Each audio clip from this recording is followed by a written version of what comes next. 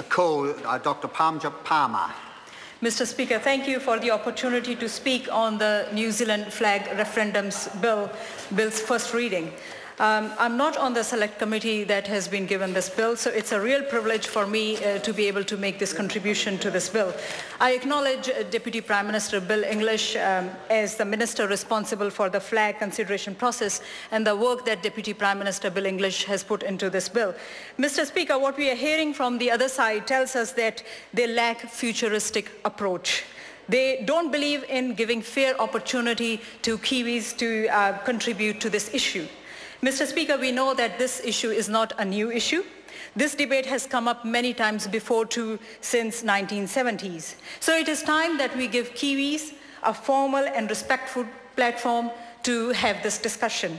It's a non-partisan public engagement process that this government is initiating. Mr. Speaker, we have been very open about this, and New Zealanders have given National a strong mandate for this term. And we intend to work in the interests of every New Zealander.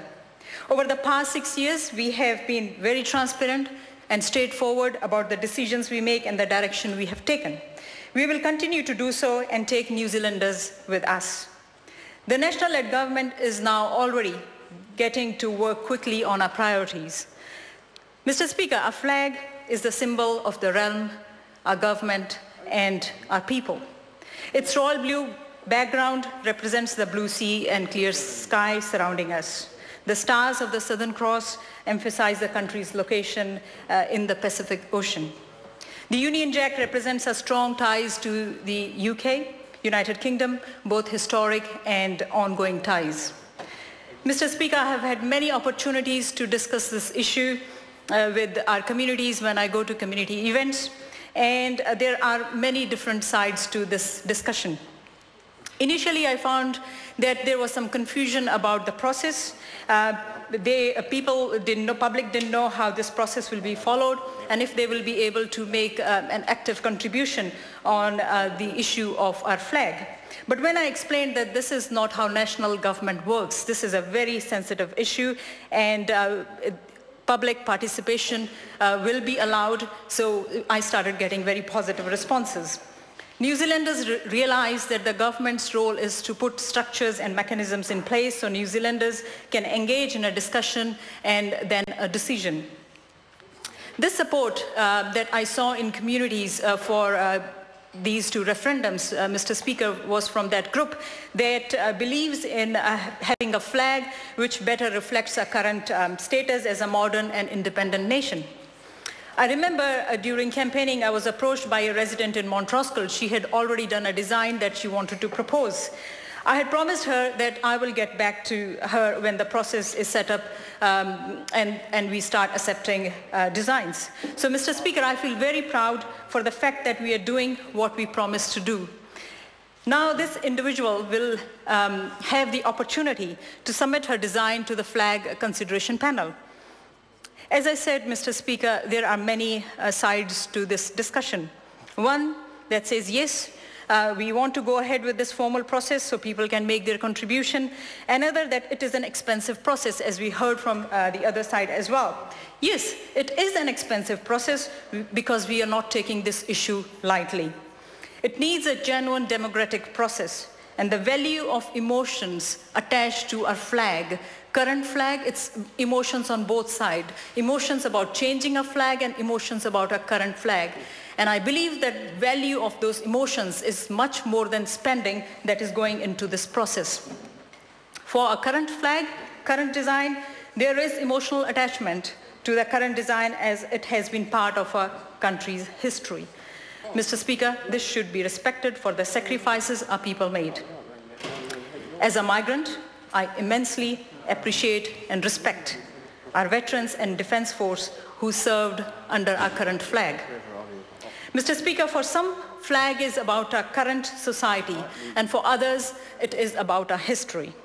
There are loads of sentiments in both sides of discussions that I have been having in the community. Therefore, this discussion cannot be taken lightly. The Canadians went through this discussion in 1960s, and as a result, they adopted their new flag with maple leaf, which is now one of the most striking flags in the world. And talking about the striking nature of the flag, Mr. Speaker, as we have heard from other members on this side, that there has been some confusions about our flag and Australian flag. This bill is needed to proceed with the thorough process that we want to follow. A two-stage binding referendum is planned to take place in this and the next year after public consultation and input. And it is evident from this bill that the national-led government is not taking it lightly. This is a process where full consultation is done and then we proceed to the next step. Only if voters decide in the second referendum that the New Zealand flag is to change, then that will automatically lead to the necessary legislative changes and the status of the current flag will be recognized. Mr. Speaker, it will be for the public to decide, not members of parliament, and it will be done through public engagement and a referendum process. Therefore, I've seen some support for the change of design, but retaining the current flag is a very possible outcome of this process. Therefore, there is no assumption that the flag is going to change. As we heard from Honourable Maurice Williamson, New Zealand has had 3 flags in its history. The Prime Minister has said he supports a design incorporating a fern. The silver fern is a distinctive and unique New Zealand symbol. Having said that, Mr. Speaker, I want to make this clear that there is no decision made on alternative designs because it will be up to New Zealanders to submit possible designs. The first step was nominating suitable candidates for a flag consideration panel. The government has appointed 12 New Zealanders as members of the flag consideration panel, which will engage with the public about a possible new New Zealand flag. Each member of the panel has committed to undertake the flag consideration process carefully, respectfully, and with no assumption in favor of change. Now, this is the next stage to enable the proposed 2 binding referendums on the flag to go ahead. The first referendum will invite the public to choose a preferred design from a range put forward by the flag consideration panel. And the second referendum, to be held in 2016, will be a runoff between the preferred design and our current design. The projected timeline and cost is already made clear. The public engagement process is required to ensure that the public is well informed and has the opportunity to participate. The public engagement process is expected to begin in May. This will be to invite New Zealanders to send in designs or ideas regarding a possible alternative flag. And Mr. Speaker, the first shortlisted designs will go through first postal referendum, and that will be a preferential voting system, inviting voters to rank the designs in order of their preference. And the second referendum against the current New Zealand flag will be a binding referendum, and that will be the first past and post voting system. This process will give New Zealanders the rare privilege of having a say on one of the most important symbols of our country. The flag consideration panel is going to work independently to carry out the process. The members reflect a number of criteria. Mr. Speaker, they reflect our new New Zealand: national geographic coverage, Maori representation, representation of Pacific Island and ethnic communities, variety of age groups, and gender balance. Along with the public engagement process, this panel will also undertake any research that will be required to make sure that there are no issues with those shortlisted or proposed designs, to make sure that they're available and there are no legal issues attached with them. It's a fair process, Mr. Speaker. It's about giving choice to New Zealanders. Again, Mr. Speaker, it's a real privilege to be able to contribute on this bill. I support the bill and commend the bill to the House. Thank you. Members, this debate has concluded. The question is that the motion be agreed to. Those of that opinion will say aye. Aye. To the contrary, no. The ayes have it. Party votes called for. Ask the clerk for a party vote. New Zealand National. 59 votes in favour. New Zealand Labour. 32 votes opposed. Green Party.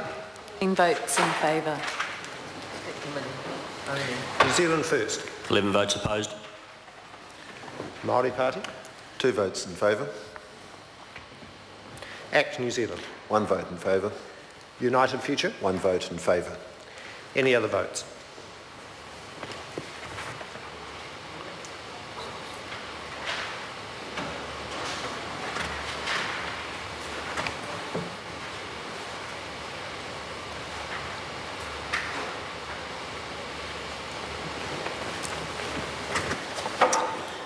Members, the ayes are 76, the noes are 43. The motion is agreed to. Announce the first reading. New Zealand Flag Referendum Bill, first reading. The question is that the New Zealand Flag Referendums Bill be considered by the Justice and Electoral Committee. Those of that opinion will say aye. Aye. To the contrary, no. The ayes have it. The Honourable Paul Goldsmith. I move that the New Zealand Flag Referendums Bill be reported to the House by 29 July 2015. Question is that the motion be agreed to. Those of that opinion will say aye. Aye. To the contrary, no. The ayes have it. I call on Government Order of the Day number 2.